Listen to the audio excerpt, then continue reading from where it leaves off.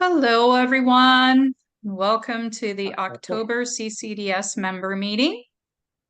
So today we are going to be talking about the show results. Michael's got a little bit of a summary that he's going to take us through, and I'm going to take us through the chrysanthemums, uh, a year in the life of.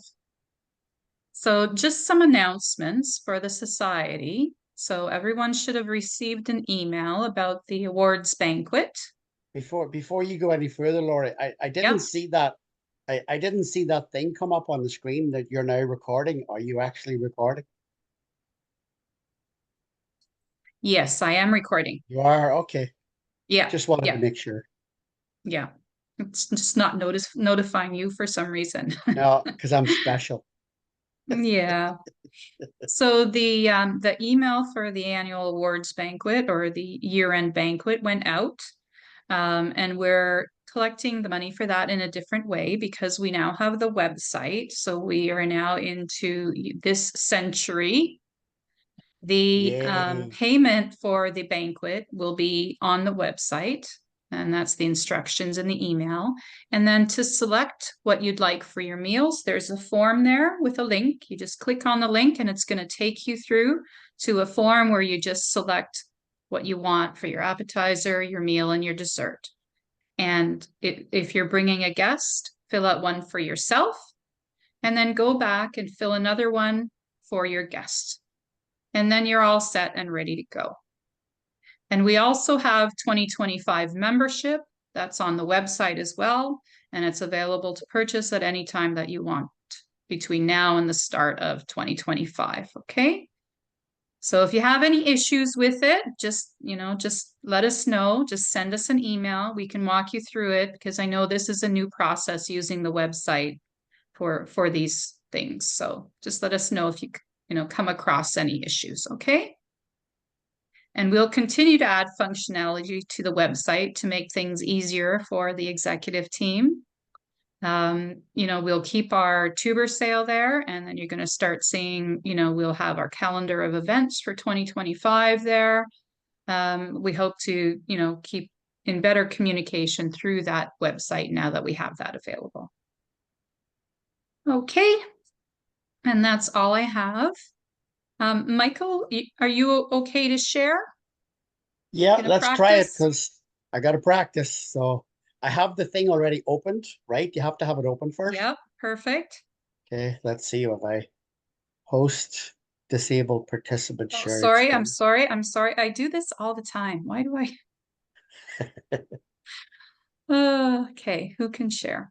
There we go. Okay, Okay. there, you should have access now, Michael. Yeah.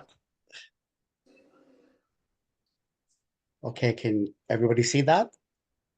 Yes, we do. Now, do you know how to make it the big screen? If you go down to the bottom right hand, the Uh, next one, over, over, this one. over, over, that one.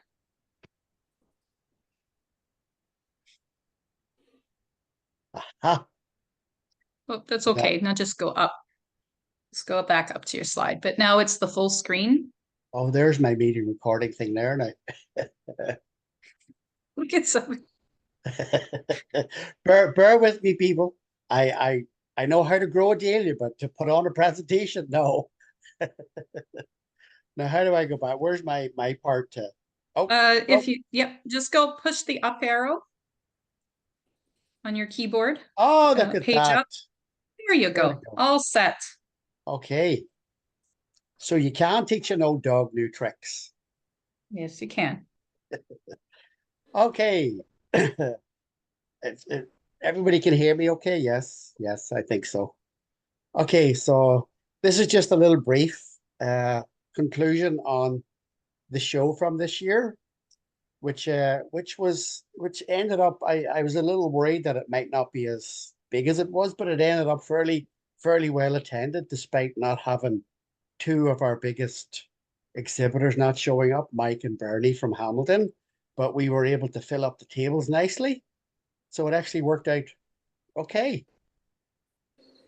So here we go. We want everybody to meet the executive team, and all these people made the show very possible. Without these guys, it just would not happen. And we have Jay, and we have Salvita sneaked in there in that little picture, even though she wasn't actually there. We still got her in. Myself, Laurie, Bonnie, Sherry, and Murray. So that is the executive team. And I'm just going to do a shout out. If anybody else wants to join this executive team, please email one of us because we need some more people. We need some help on the society. So it would be nice to get some new blood on here. So I've just put that out there. So don't be afraid to come forward. It's not that much work. It's a lot of fun. So don't be afraid to join up. All right. We have a lot of people to thank to make the show possible.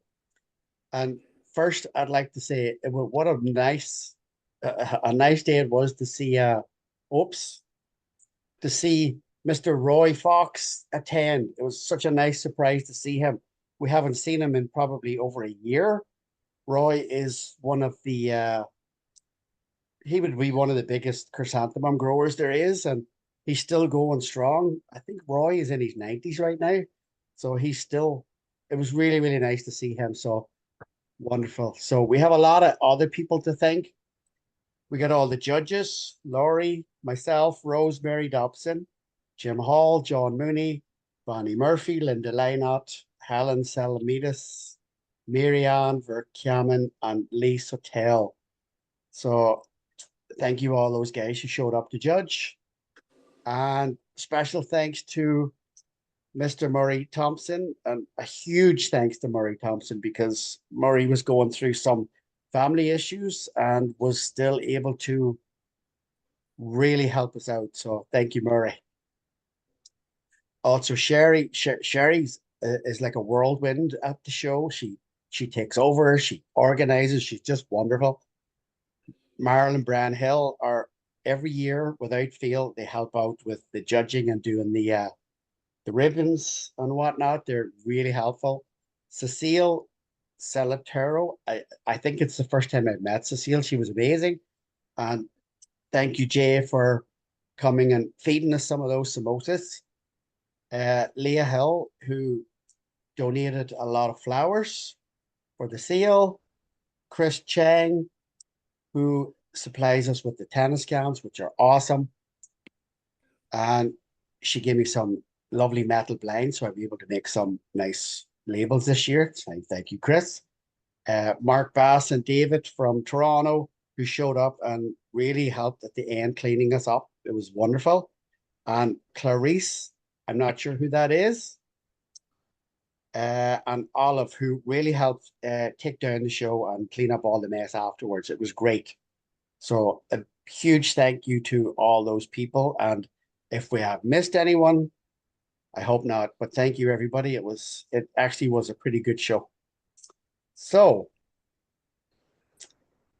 this year we had 21 exhibitors. And the most important thing is we had 3 new ones. Without these new exhibitors, I'm going to say that these shows will be a thing of the past if we don't start getting new exhibitors in. So it's very important that people make an effort and just come and show something. It's not that hard. So roughly we had 170 entries. And thank you to everybody who donated flowers. We had roughly $450 in flower sales. And I believe we had a couple of new memberships that day too. So it was great. So we shall start off with, here's a couple of pictures of the show itself. In all the running around, I always forget to take more pictures, so I don't have many to show, but that'll just give you an idea of it looks so nice and it was well organized, well set up. So to me, this is the most important entry of the entire show is getting novices to show their blooms. Without novices, we will, I see the CCDS dying out. So we need more people to show their blooms. And Sherry DaCosta, who said she wouldn't know how to show a bloom, showed up and got this on the head table. It was a really nice bloom of Trooper Dan with a little bit of staging help. She managed to get it onto the head table. So well done, Sherry, for best novice with Trooper Dan. And next is the best double A of the show, and also had the king of the show with a lovely big bloom of Louis White and exhibited by Laurie herself, who usually turns up and wins this every year. So no pressure for next year, Laurie, but you got to make it happen again. So that was the best double A. The best A was a bloom which I've never heard of. I think could be a seedling. It was uh, a bloom called Leslie Jean and exhibited by John Mooney of Hamilton. And a big thanks to John for showing up because he brought a lot of blooms for the show. So, Michael, this was a seedling from that gentleman that they're always talking about in Oh, Hamilton Doug, Club. a seedling of Yeah, Doug Dunford. Right, correct. That's right. right. Yeah, it was very nice. Nice big flower. Okay, and best BB of the show was Rycroft Zoe. And queen of the show, exhibited by John Mooney of Hamilton again. John, you're going to see, had quite a good show this year. So that's Rycroft Zoe, which is a fairly easy flower to grow. So if anybody wants to grow a medium cactus, go for Rycroft Zoe. It's not hard to grow. I even managed to grow one. So I don't grow cactus. So best B of the show is Hamari Cord by John Mooney again. I think this is a staple of John's. I think he likes to grow this one every year. So it's a good show flower. That is best B, Hamari Accord. And best miniature and prince of the show is Twilight Boy, again by John Mooney. John had a great show this year, so he did. This is not an easy one to get to a show. It's so full of petals that you got to get it just right, or the backs will just fall out of it. You could have it on a show table, and the whole back of it just fall out on you.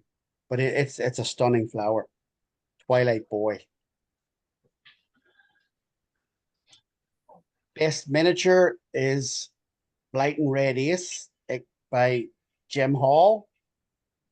I think that might be my fire alarm, but let's just carry on. Blighton Red Ace is also a miniature ball, a really good show flower. But again, it's a hard one to get to a show because it's so full of petals too. But it's hard to beat if you can get it there. And best water lily is by Sharon DaCosta. A water lily I've never heard of. I believe it's called Pat Theory.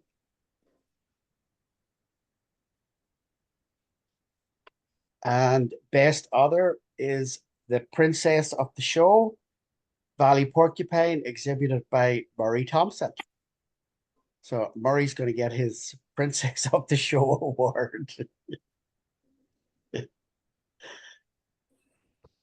And the best three blooms goes to Jim Hall. It is the best three blooms exhibited from double A right down to the ball size. We split it up this year, so there's two awards for two separates. So, and this one is called Greenway Zoe. That is the best three double A to ball size. And best miniature ball all the way down to other types in best three blooms is Blighton Red Ace, exhibited by Jim Hall. I think we're going to see a lot of this Blighton Red Ace on the show table next year. I think everybody's going to try and grow it. And the best five blooms from AA to ball, Colleen Mooney, exhibited by John Mooney. I sure would love to know how John gets those greens on those leaves because he turns up like they're like shiny boots. They're like brand new. I don't know how he does it. There's a secret in there somewhere. And best seedling goes to Lori Peplinski for her first year seedling. And this this this happy face, this kind of excited face here, that's exactly the kind of face I had on when I watched Laurie carry that bucket in with that seedling. I spotted it from a distance and I could not believe the form in it. It was absolutely incredible. I haven't seen a first year seedling come with that type of form in a long time. It was incredible. So well done on that one, Laurie. And of course, largest bloom goes to Laurie Peplitsky again with Sir Alf Ramsey. And it was fairly big. I think that thing was about 12 inches. It was a really, really nice bloom.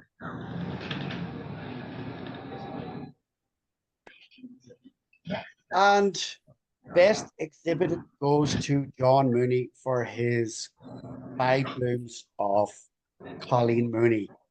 Uh, John gets the cup and he gets to keep it for another year. We'll get his name. I have his name engraved on it, so he gets to keep it for another year and bring it back next year, and it'll be up for grabs again. That is the best exhibit in the entire show by Colleen Mooney. And I do believe that is the end. That is it. So how do I? Okay. Yeah, you can just stop There you share. go. Perfect. Okay. Let me get my presentation up. So does anybody have any questions? Oh, sorry, I'm not on video. Does anyone have any questions about the show? I was just wondering how your seedling did in terms of tubers. I have 22 tubers.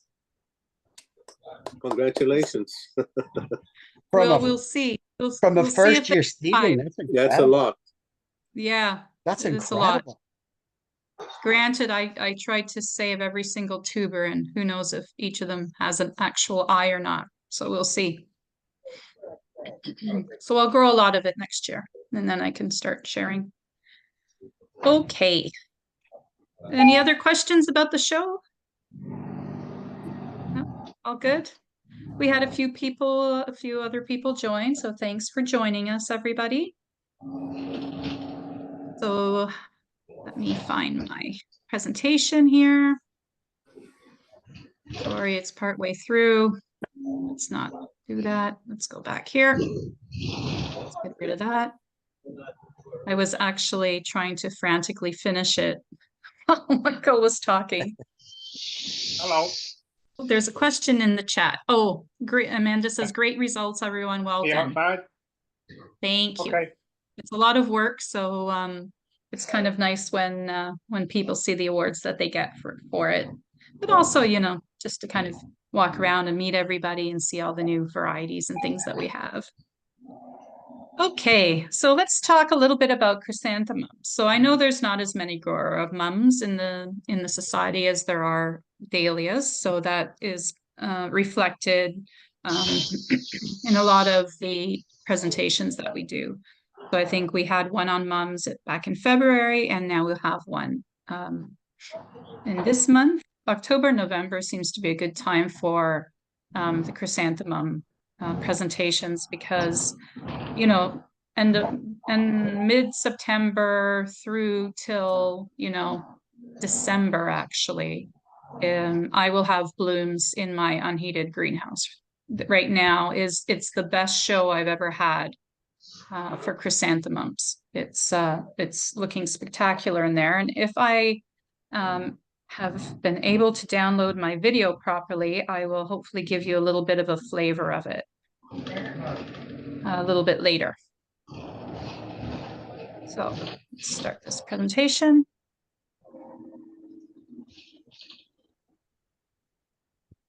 So I'm just going to start at the beginning of the year, and I'm going to tell you how I do this. And granted, every year this changes.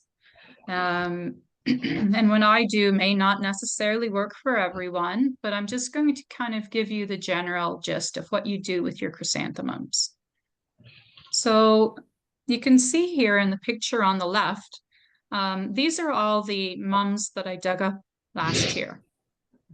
And I've cut the mums off, but I've left a little bit of the stem. And the root ball is placed into potting soil. And I'll put one variety in each of these kind of trays. You can put them in anything. They don't need that much soil, really. All of these are called, these mother plants, they're called stools. It's an unfortunate name, I know, but that is the terminology. They will all get tossed after I take my cuttings anyways. So it's not like we have to be really precious with them. But they're stored like this over the winter.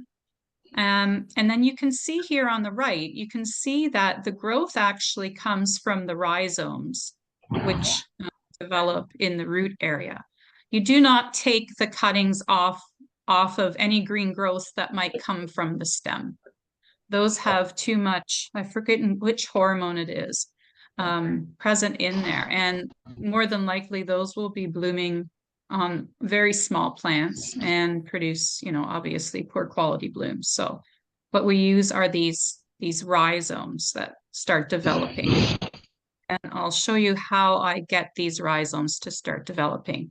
But in the meantime, all I do is I keep them in a section of the garage that I have kind of separated off while my husband separated off for me. And in there, it stays above 0, but quite cool. It will stay probably between like 1 and 7 degrees over the winter. So it keeps them nice and dormant for me. The last thing you want is them to start, you know, kind of shooting and get long, leggy rhizomal growth, because that's going to be really poor cutting material. And they can be kept in the dark. I was always really confused about that. Roy taught me that no, it's okay. They can be kept in the dark. They're just basically going dormant. So when I want to start them into growth, all I do is I put all those trays or whatever I have, all of my stools in onto a heat mat. And you can see here the conditions that it's at. It's at about 6 Celsius right now, the air temperature. I set the bottom heat on the heating mat to about 18 Celsius, just so the the bottoms of the pans kind of get warm, and that kind of tells the stools, oh, hey, spring is coming. Maybe I can start, you know, developing my little rhizomes. And I give them a little bit of water. When they're not in active growth and when you're storing them, you really need to be careful with the water or things will rot. If they're not growing, plants don't uptake water. So they just sit in water and they will rot. So when I'm storing them, I usually keep them very dry, very, very minimal kind of water. And then, okay, there's somebody, I can hear a background noise, so I'm just going to ask that everybody maybe mute. I understand. That's why Actually, stop the presentation and mute.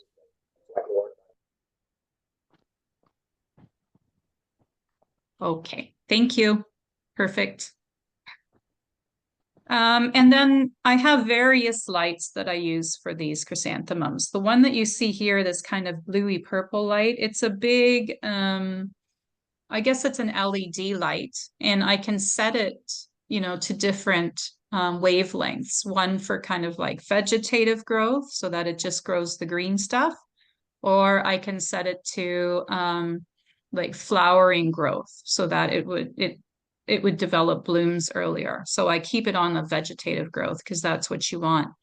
And in fact, to also keep them into vegetative growth so that they don't start developing a bud too early, you have to keep those lights on quite a lot. You have to keep them on for at least 14 hours. So it's not what's interesting with chrysanthemums is because they're light sensitive, right? Photoperiodism is what it's called. So it's not the hours of daylight that they receive. It's actually the length of the dark that they receive. Oh, So they have to have a very short amount of dark in order to remain in vegetative growth. So that's why you have the lights on for 14 hours. I have heard too, if you're interested in kind of saving money, because who wants to have the lights on for a lot?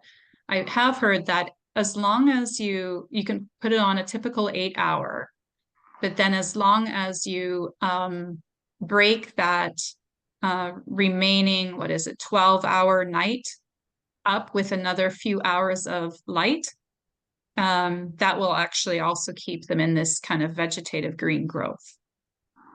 So air temperature, keep it cool. And that actually makes the plants grow much more like thicker and stockier. They're not leggy. And those are just much more quality kind of plants that you can start off with. It's quite humid in that lab. It's also where I store all my dahlia tubers. So it can be quite humid, but that's okay for the plants. That's not an issue.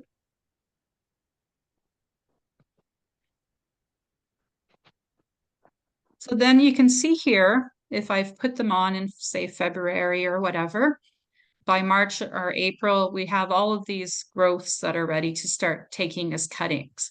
And I like to have something around 2 to 4 inches long. And then I snap them off.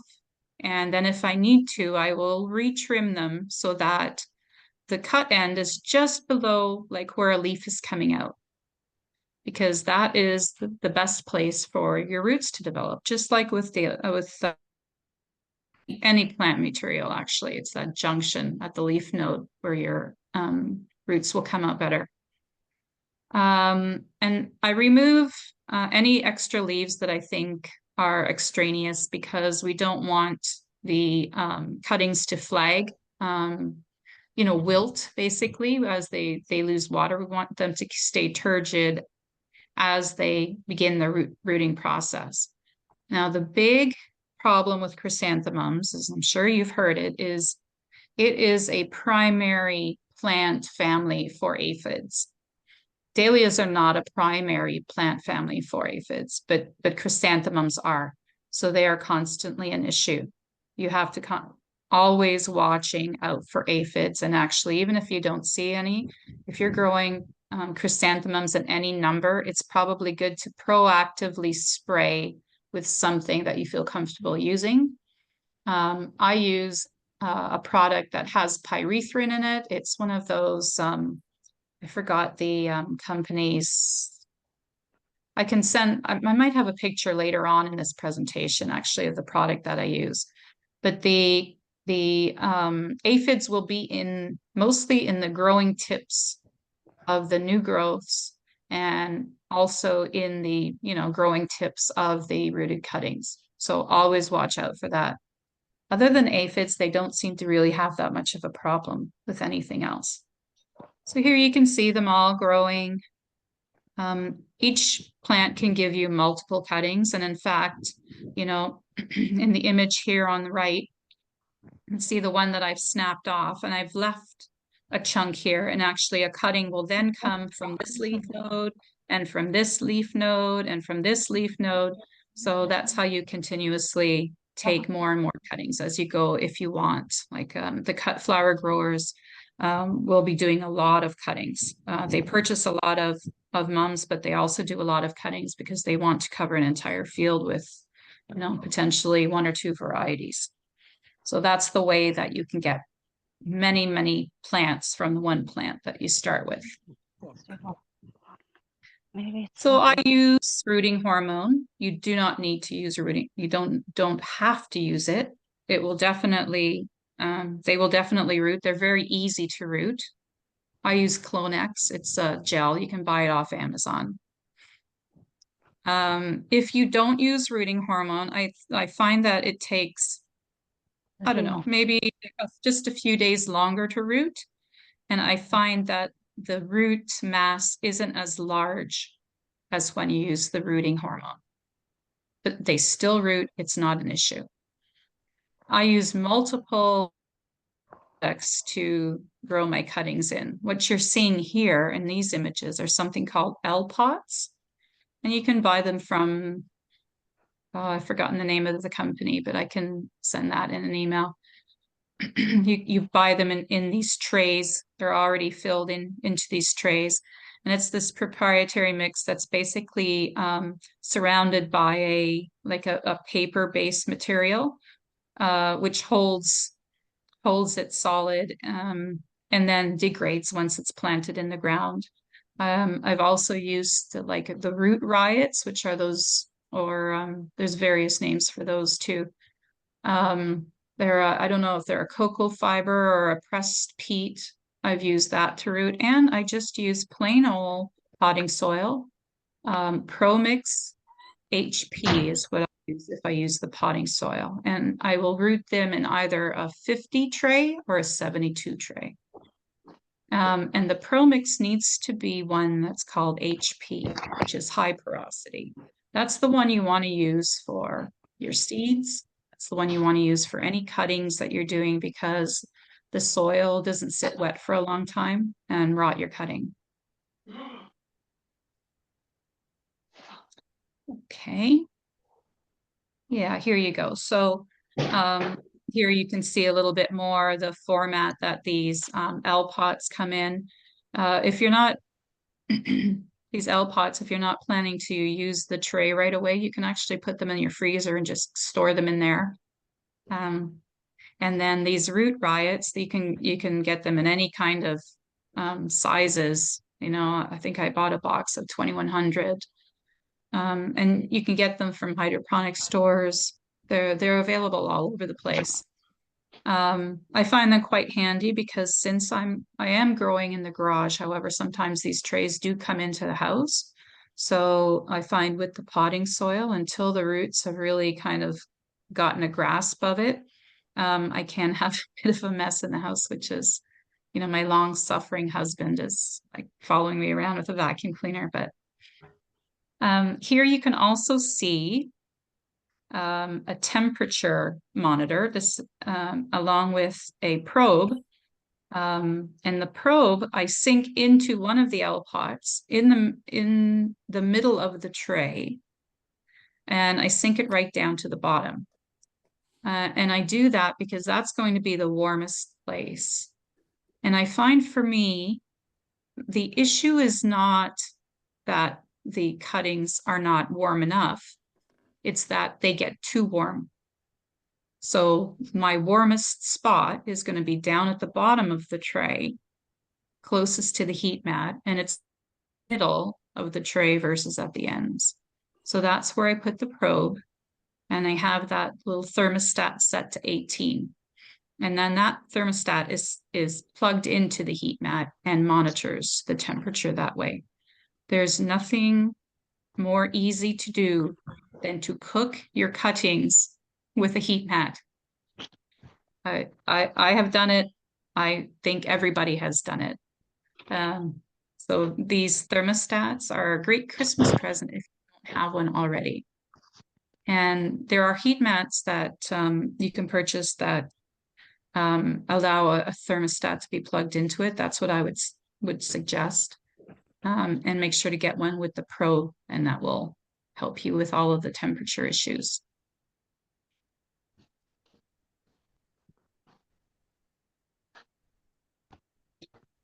So usually within 2 to 3 weeks, I get pretty good reading by that point in the conditions that I grow them in. I have labels. I put labels with each single cutting because it's so easy to start mixing them up. If you do not have the same variety of whatever plant you're rooting in the same tray, if you have to mix them up because you know, you have one mother plant and it produced 5 cuttings, but then another cultivar mother plant produced 4 cuttings, and you're putting them all together, just put a label with each, and then you don't have to worry about it. I bought that fancy kind of propagator. in the middle image. I really like it. I just set that right on top of the heat mat as well. It helps to keep things moist inside, but not too damp. Sometimes I'll find the humidity domes, I will be taking it on and off like once or twice a day if I find the humidity buildup is too high. So that contraption in the middle actually is a little bit better for that. However, I'm just doing so many now that propagation unit just it doesn't help me. I might put special things in there, but it doesn't help with the mums anymore because I have trays and trays of them. And then on the right, you can see the roots coming through, and that's in about 2 to 3 weeks. And that's one of those L pots that I was talking to you about. So you can see it's still got a lot of space to put root down in. So if I start rooting it in March, they might not get shipped out until April. Some into May, but those will usually be ones that I root later. So they need to be able to continue to grow and develop and have enough room for their roots for potentially 4 or more weeks. So the L pot certainly provided that for me. The root riots probably will not. If I decide to go with that, I'm going to have to probably rethink the process. And the potting soil is not bad either, actually. Although I do find I had to pot up several of them that had been rooted a little bit earlier because they just outgrew that space. But the L pots are a little bit better than the other 2 options.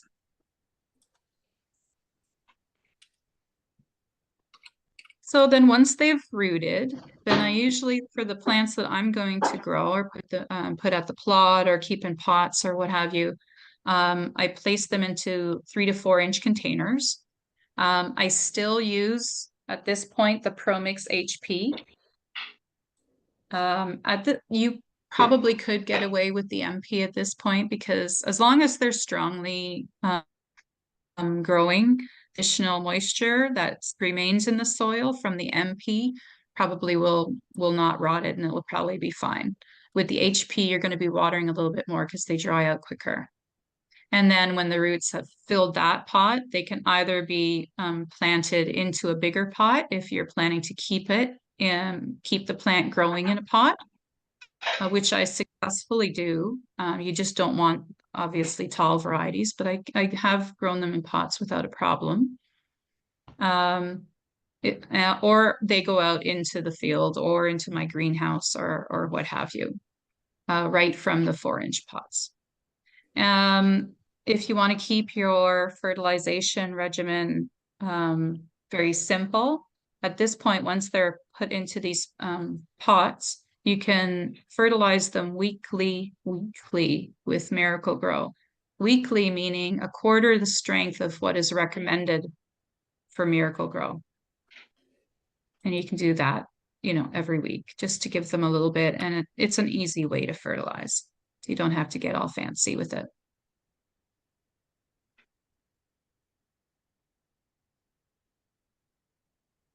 So then in April and May, you're going to have very strongly growing plants. This one on the left is what I would be expecting in April and May. And in fact, it's going to be going out in the field fairly soon. So I do kind of want it to be, this size. It's in that 4-inch pot, but it's getting bigger. And you should start seeing what you're hoping to see anyway. Some of them might not do it, but you'd like to see a little growth in the leaf nodes. That's where those laterals are going to come out when you pinch it. So you kind of want to see that has started. If you do not see that and it's time to pinch, it's okay. Just continue the pinch. So what pinching means is you remove that top portion. So here I had this plant, I took that top portion out, and that's this one right here. And what will happen now is all of these side shoots are going to start growing. Now, you may not get laterals or side shoots from all of the leaf nodes. Some chrysanthemums will only, develop at the top. And sometimes the fact that the laterals from the top are the only ones that develop is associated with the fact that those laterals hadn't started growing before you pinched it. But it's not a big deal. Just pinch it. You're going to get laterals. It'll be, it'll vary amongst plants, how many you're going to get. I don't know why I have this picture. Oh, maybe because you can see at the top here, these laterals are starting after this plant had gotten pinched. If you want, I mean, it's going to be late. There's no reason why you couldn't root that as well. You But it's okay going for to a be a minute? I have to go late bloom. downstairs. You want to come? Sorry, I'm just going to mute everybody. Sorry. Okay, I have everybody muted. Did I mute myself? No, I'm good. Okay.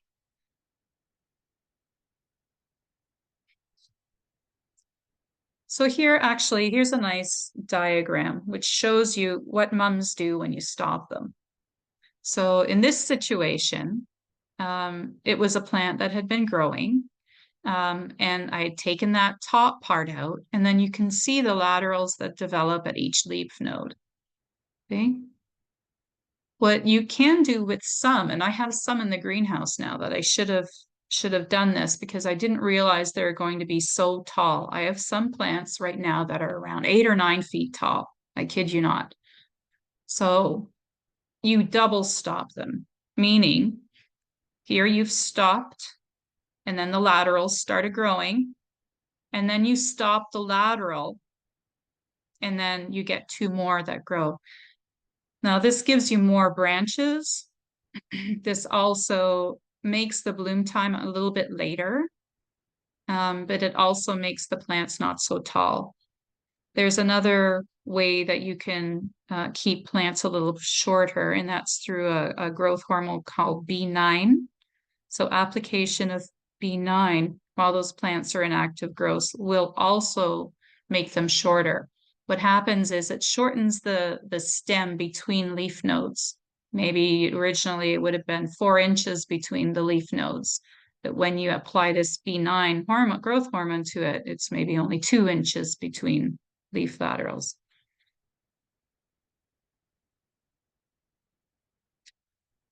So my later blooming ones, I tend to grow in an unheated greenhouse. And you see the image here. And in fact, my dear husband has extended it all another, I'd say 20 feet down the side of my house. So I now have quite a bit of space. And I hope to show you a video, but maybe what I'll do is I'll have to wait. I'll have to put it on YouTube and I'll send it to you guys so you can see the link. But if they're going to be later blooming, this is where I tend to put them. Oh, sorry, guys. Not only because, I want to protect the blooms from cold, but also, from rain. Because if you have these big exhibition blooms, they will get ruined by the rain. They just look more pristine if you're able to keep them under covers, even if it's, an unheated cover. Any of the plants that I had been growing in pots, at this point, I can move them into the greenhouse as well and protect them from any frost that happens. I also plant directly at my plot. I usually put the early bloomers at the plot, but I'll also put just, extra plants if I want to keep stock and I'm quite confident of the identification. So I don't need to necessarily see the bloom. I will put the later blooming ones at the plot as well, just so I can increase the stock. I know I'm not going to see the blooms there, but because my plot freezes much earlier than it does at the house. And the plants like a shot of nitrogen at planting time. So, whatever you use for your nitrogen source, I've used alfalfa pellets, which are kind of a little bit lower in nitrogen, but there still is nitrogen present, feather meal, bone meal. blood meal, no, sorry, not bone meal, blood meal, those kind of things. If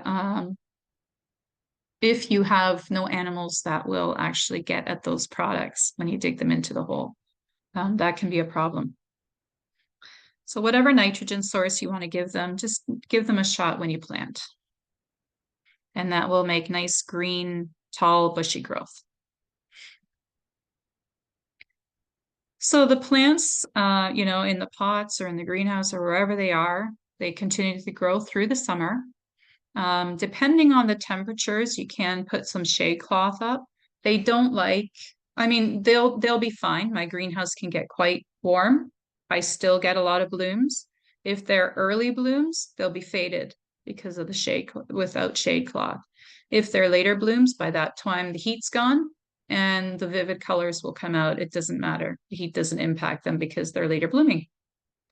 At that point, you can also look at all these laterals. You can decide, do I want to let all of them up? Do I just want to let a few, you know, a few of them up?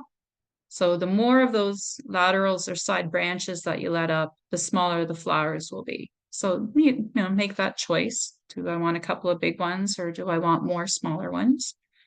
And then I will fertilize maybe twice during the summer. I will either, because I have so many, it's got to be something quick. So it might be like those chicken pellets. I think it's Actisol chicken pellets. Any kind of balanced fertilizer really will work. Just give them a little bit of feeding to keep them nice and green and not let the stems harden too much so that you'll get some nice nice blooms. And the ones in pots, you're going to be watering more often.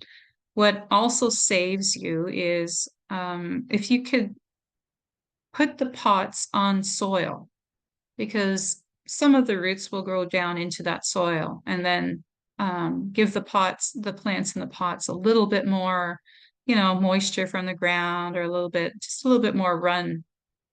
And I put because the winds can get pretty bad here, I put these bamboo canes in, and the bamboo cane goes down into the pot and then out the hole at the bottom and into the soil. It just holds the whole thing in place. And then I can also tie the plant to it, because otherwise they'd be knocked over by the wind all the time. And then in July and August, you're going to start seeing the buds developing. And this has always really tricked me the first time. I had no idea what a bud looked like. And what happens is the bud will develop, and here you can see the little bud, but there'll be a whole bunch of little buds around it. Now, you have a decision to make. Am I going to let them all develop? Am I going to take the center one out and let the remaining ones go? And what you can do is, if you're playing with your chrysanthemum for the first time, you can kind of just, okay, I'll try one lateral this way. I'll try another lateral that way. And see, you know, are these blooms too small? Are they too big? And just play with it. And that's kind of the way you determine how you want to grow it, end up growing it. Another indication that these buds are coming is, see these, I haven't looked up the scientific name for this. I don't know if these are bracts or seed that bloom. I don't know. But you see these kind of long, thin, I don't know if they're leaves, modified leaves, sepals. And that is indicative of a bud that's going to be coming out there. And so you know that you're going to have to go in there and figure out, what am I going to do with that bud when you start seeing these long, skinny sepals, I'm going to call them.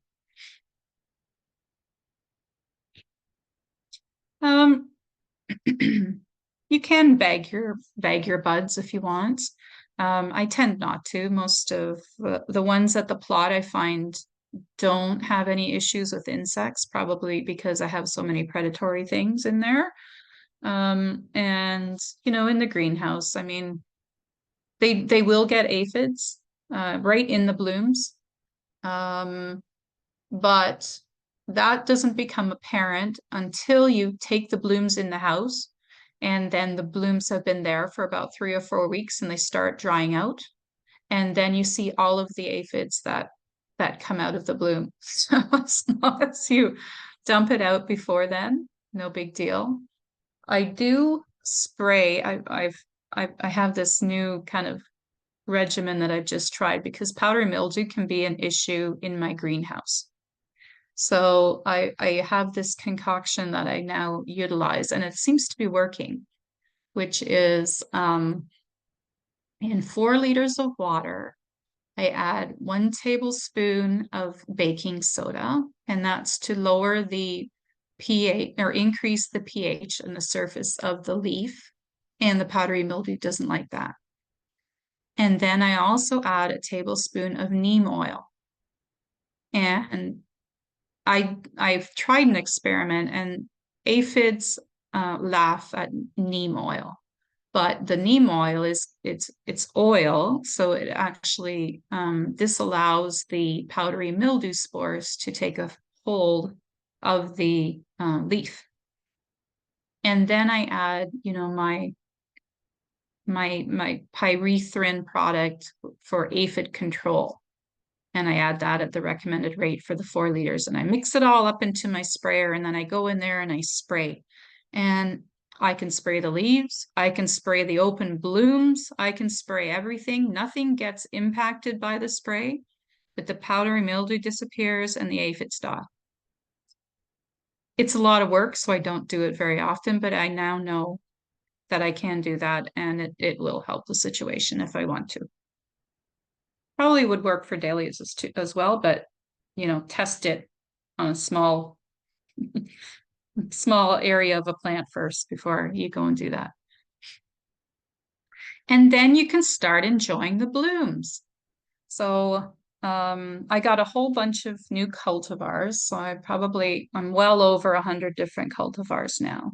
So this is Angel. It's a little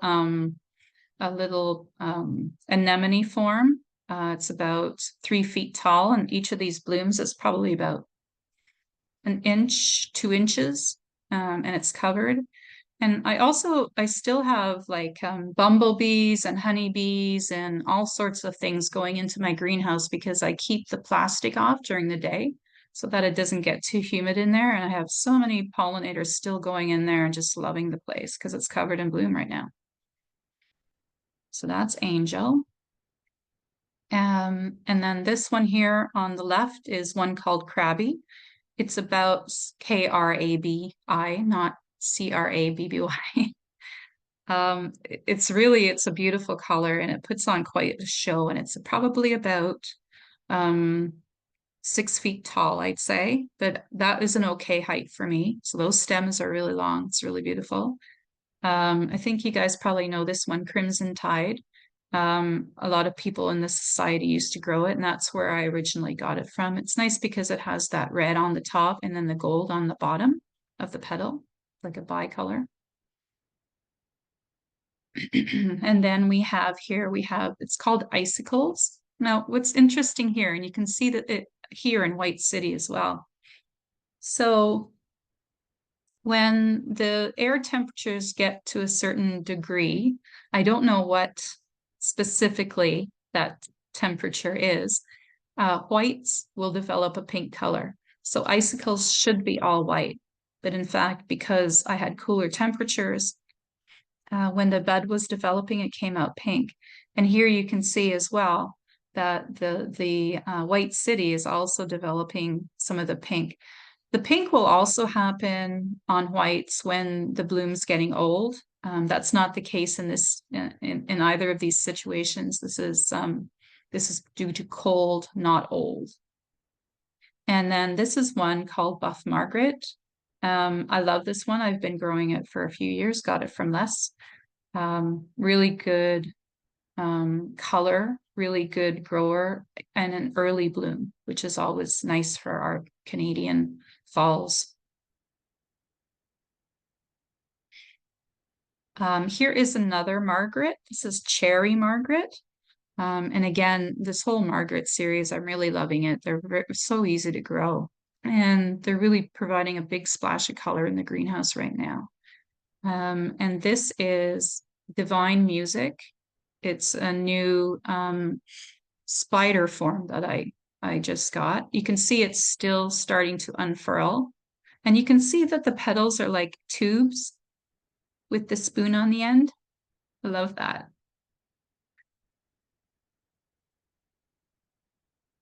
And then we've got one that I got from, so the mum show in Hamilton at, oh, the name is escaping me right now. But they have a huge mum show at the end of October, beginning of November. That would be It's Gage already Park. Gage Park. Yes, thank you. That's right. So they have a huge chrysanthemum show. It's well worth going to see. It's just spectacular. And I think that's where I got this variety from. It's Hagarilomo.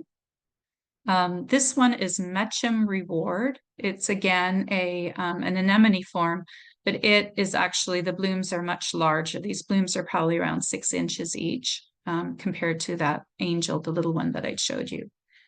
And then this one is Fort Worth, and it's also a spider, but you can see the difference in form. You can see how fine and long these petals are. And this one can get like 10 inches across.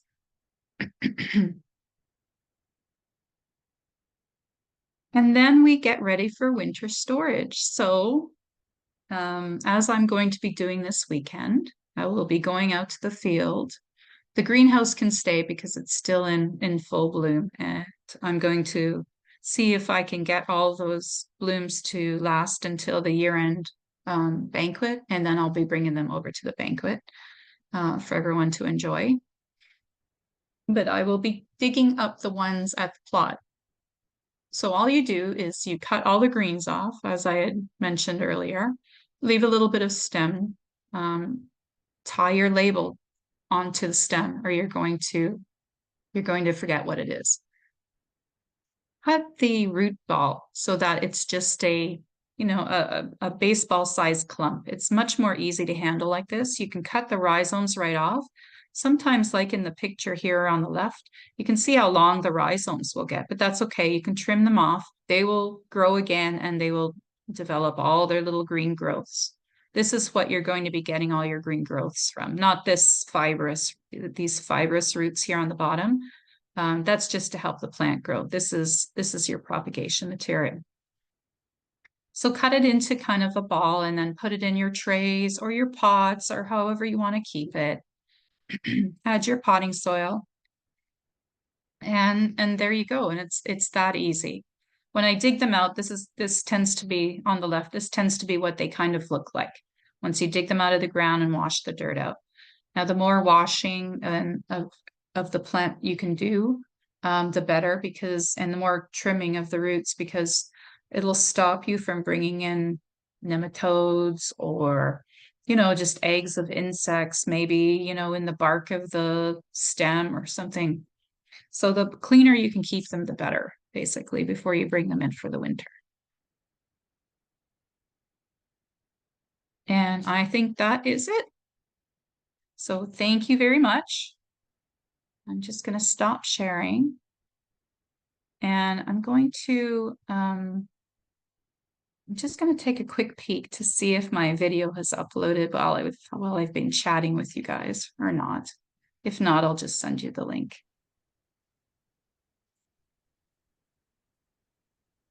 Oh yeah, it has, but it's in an incorrect format, but I will still. Sorry. Okay. So this video is about 8 minutes. It's my greenhouse as it was taken from about, I don't know, 2 days ago, I guess. Some of you it might be a little, I don't know, like the video quality. I'm not sure if it's going to stream well for you, but let's give it a try. If you find it's just not enough quality for you to be able to watch, just speak up, and I can always turn it off, and then we can just like have a question and answer instead. Okay. So here, let me get this on.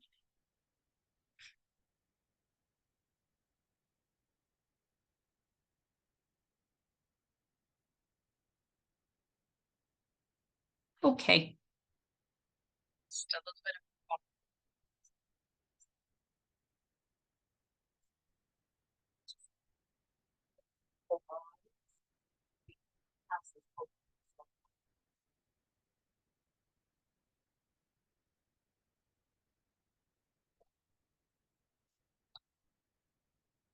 I believe this one's I've been rummaging around and the label like I'm pretty sure it's not, but there's still a lot of section left. That's fine.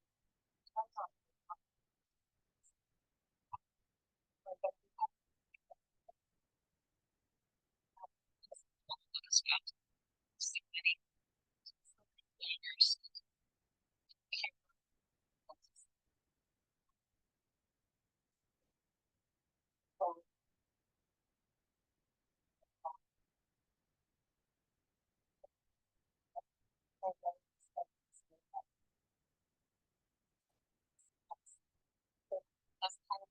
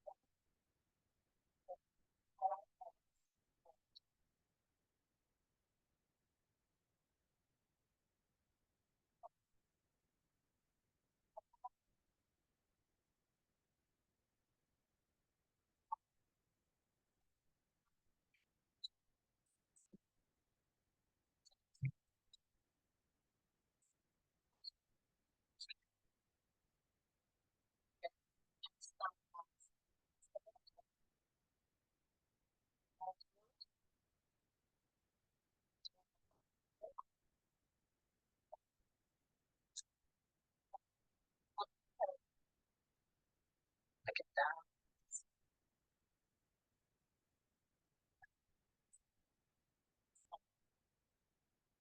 It's covered in stuff.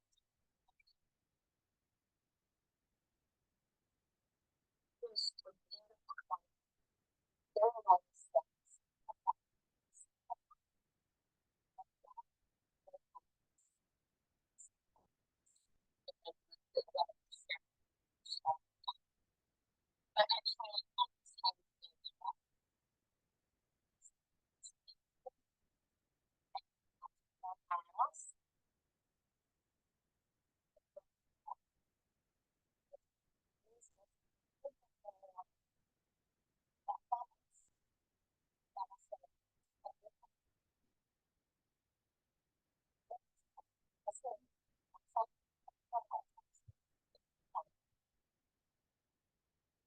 sorry. Page for women are different because it's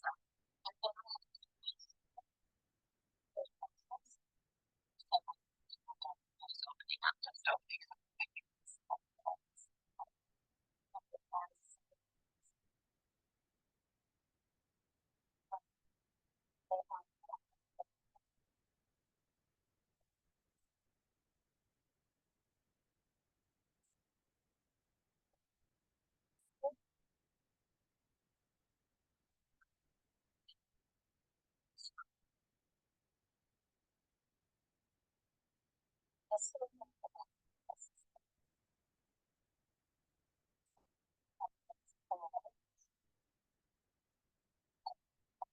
I'm going to show you some portion of the conversation.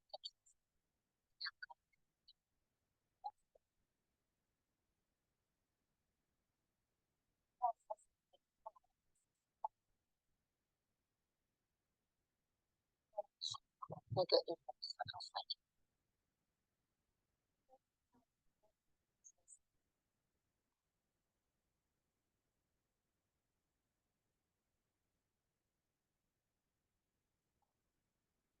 perfect shot.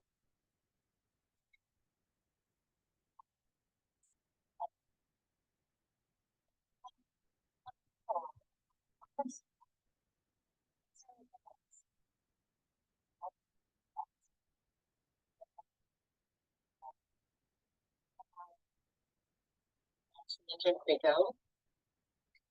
This pink one here is one. This is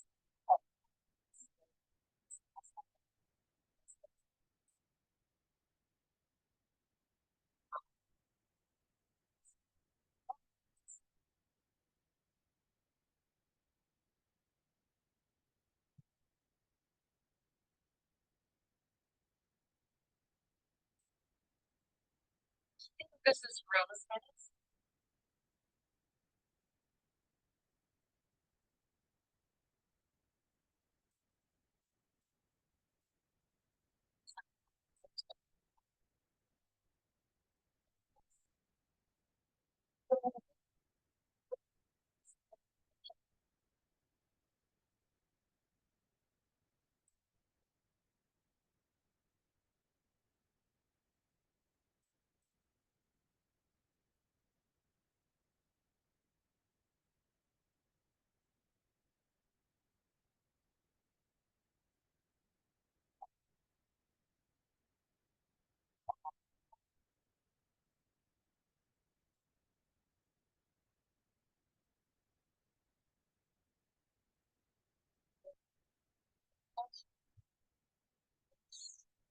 And this one here is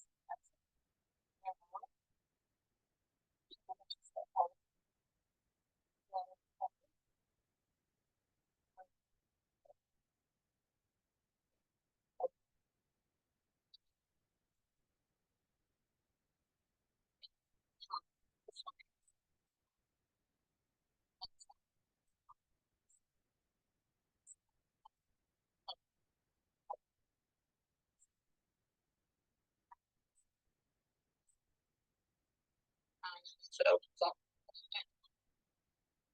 and then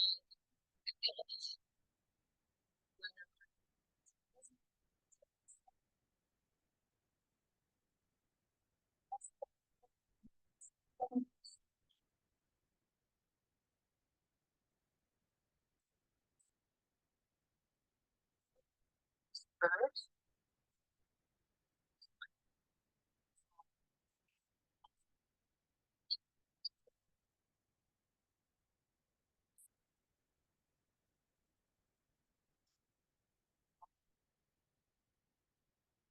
The label. There's something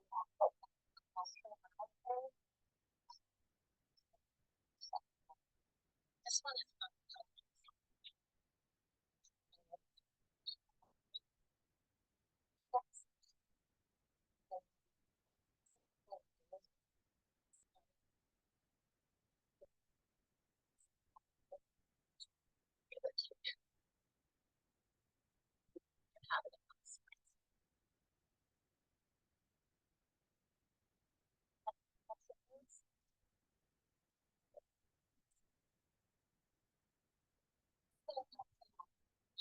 later when it's sure it's one of the figures.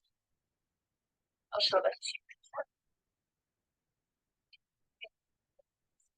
Section of the greenhouse and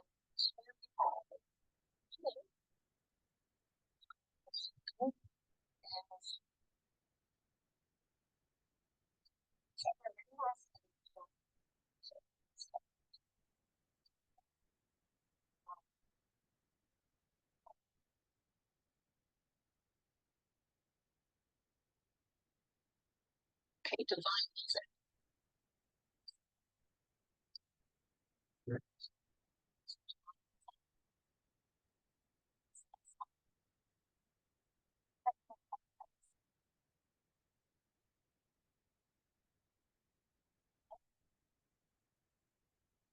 It's the ceiling. There is the lava symbol.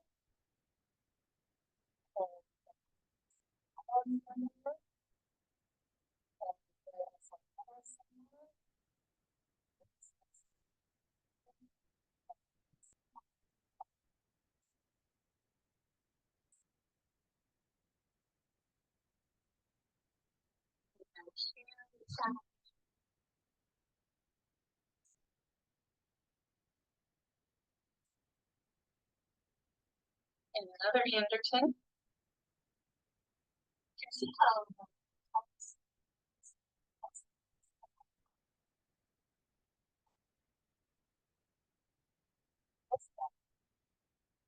this is the same Anderton. So I'm gonna find it.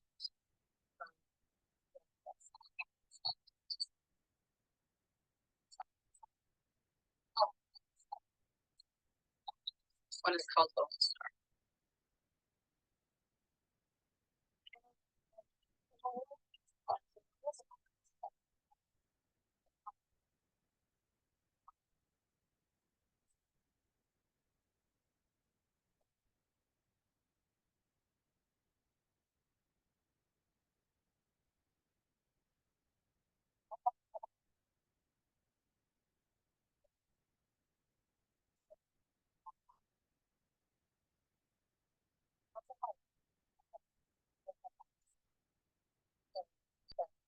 Wait a little bit more.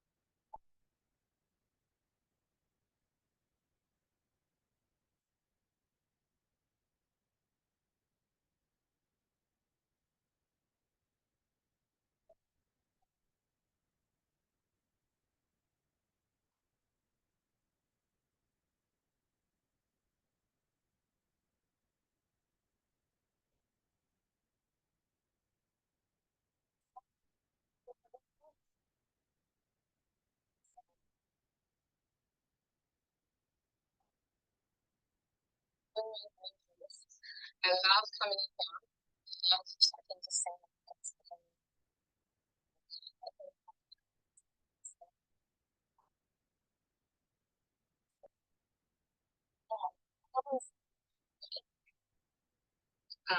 This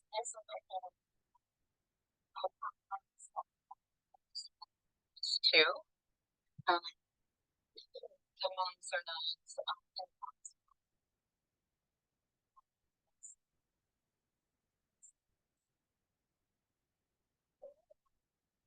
Our Christian.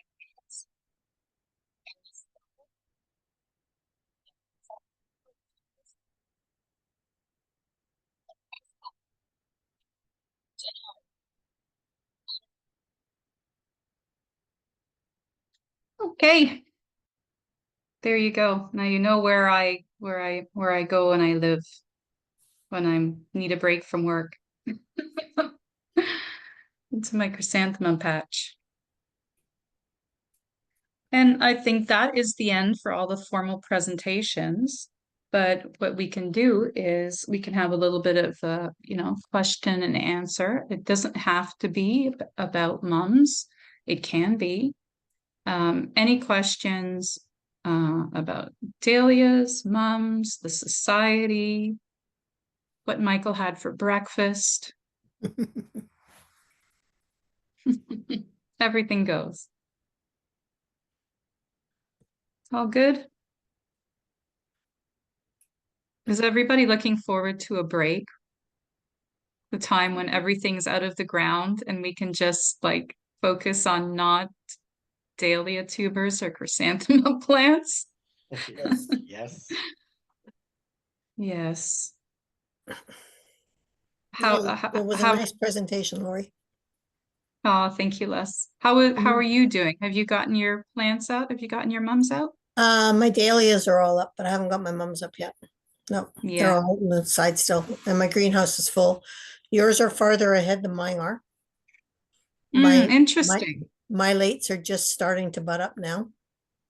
Okay. But all my plants were late this year. Like my earlies weren't blooming until October this year, which is Oh, unheard of. wow. Okay. They're normally done in Interesting. September. Yeah. So Les lives out in BC, so she has different conditions than us for sure. And was your summer different this It was year? really hot. Yeah. Really hot, yeah. Really So hot. Yeah. that slows mums down, Yeah. slows down their It must have. development. Okay. And the blooms Yeah. weren't as big. Yeah. Okay. Interesting. So, yeah. And the Mhm. plants didn't get as tall as they do either. So, Okay. yeah. Yeah, I had no problem with plant height this year, that's for Yeah, no, sure. my lates are all doing just great. They're like you say, I've got some 8-foot ones. Yeah. But Yeah, the lates they always seem to be nicer yeah. because they're blooming in the cooler temperatures, so they give really nice blooms, yeah. Bernie, have you finished digging? Yeah, all done? Yes, they're all dug, they're all divided, and they're all put away. Oh my, jealous. Well, I don't like doing it in the cold weather, so Yeah. I would prefer to have the garden hose working when I want to wash them off rather than being frozen. So I do start a Yeah. little bit earlier than I should probably, but who knew about this? When I was doing it, it was cold. And then we had, Yeah. got warmer here for a few days, so I still got a few things to dig up, and not dahlias, but elephant ears, that kind of stuff. Still got them Is to this dig. going to be the first year storing in your new storage location, kind of? Third year.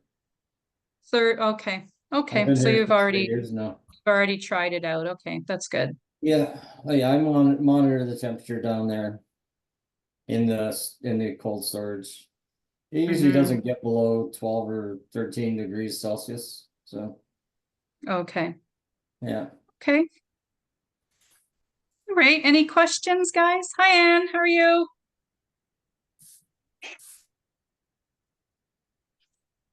Got another person from BC. She's talking, but she's on mute. Let's all say, "Hey, Anne, you're on mute. You're on You're mute." muted, Dan. Turn your volume on. Here, I can actually unmute her. There. I've asked her to unmute. Maybe she won't even notice that. I did notice. There. Yeah, my chrysanthemums mums are blooming at long last.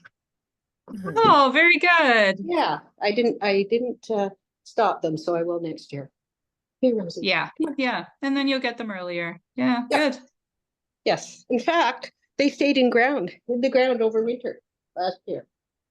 Oh, you lucky guy. Yeah, That's just lucky. crazy. Yeah, it was fun. Yeah. Anyway, thank you. Yeah. Hey, guys. Let me just turn the recording off here. Yeah, I'm sorry.